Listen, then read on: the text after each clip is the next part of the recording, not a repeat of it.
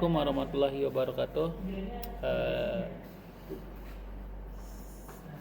Ketemu lagi bersama saya Meidi Arisalwadi, peserta Latsar CPNS di tahun 2020 angkatan ke-13.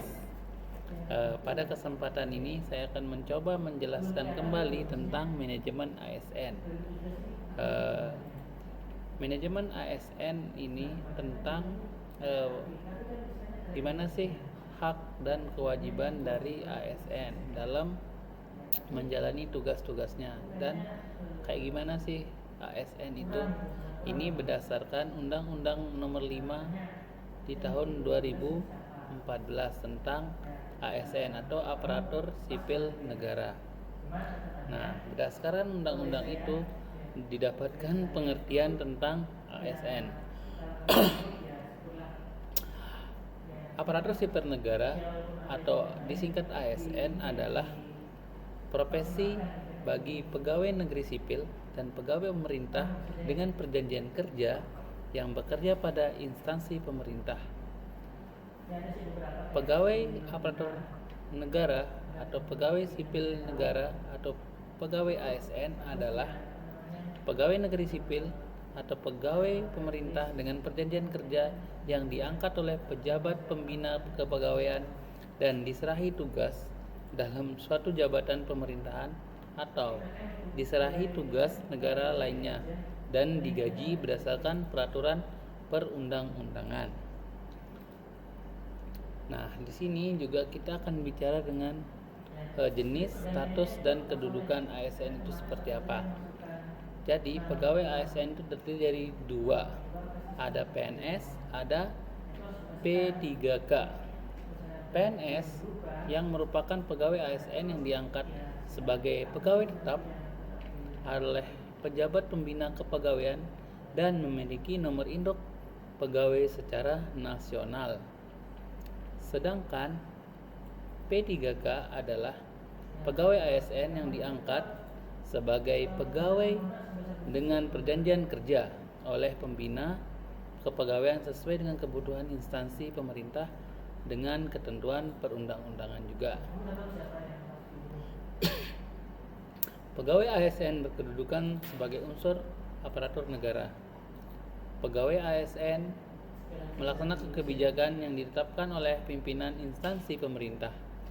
Pegawai ASN harus bebas dari pengaruh dan intervensi dari semua golongan dan tentunya partai politik, karena ASN itu harus bekerja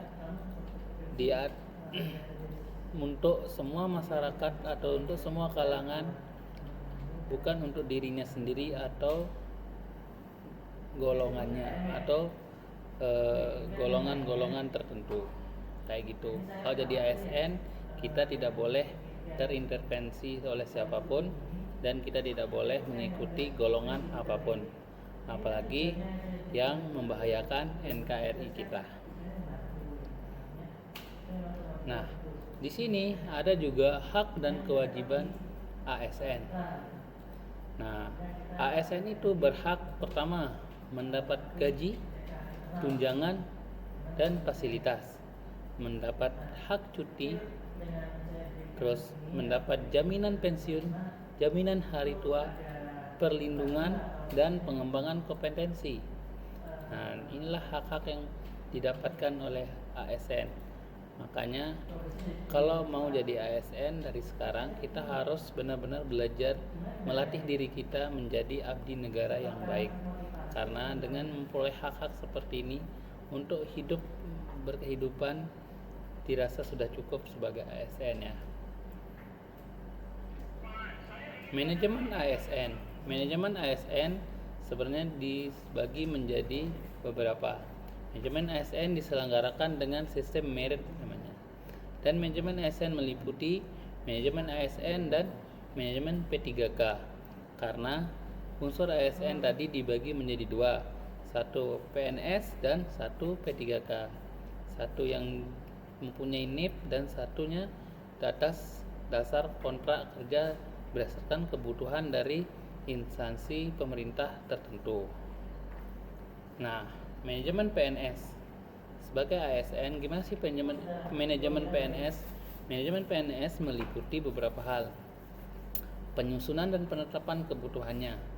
Ada pengadaan, pengangkatan dan jabatan, pengembangan karir, pola karir, promosi dan mutasi. Jadi PNS kita harus siap ditempatkan di mana saja di Republik ini atau di Indonesia, karena kita sudah memiliki kontrak kerja atau dikontrak oleh pemerintah untuk siap ditempatkan di mana saja.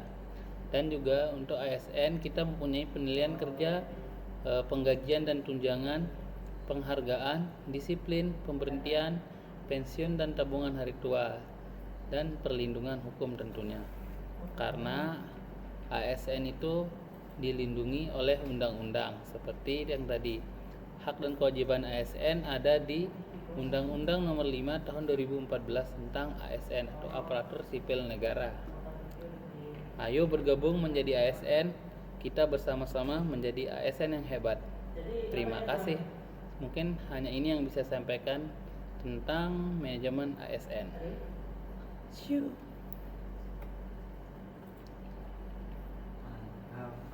One record, one pause.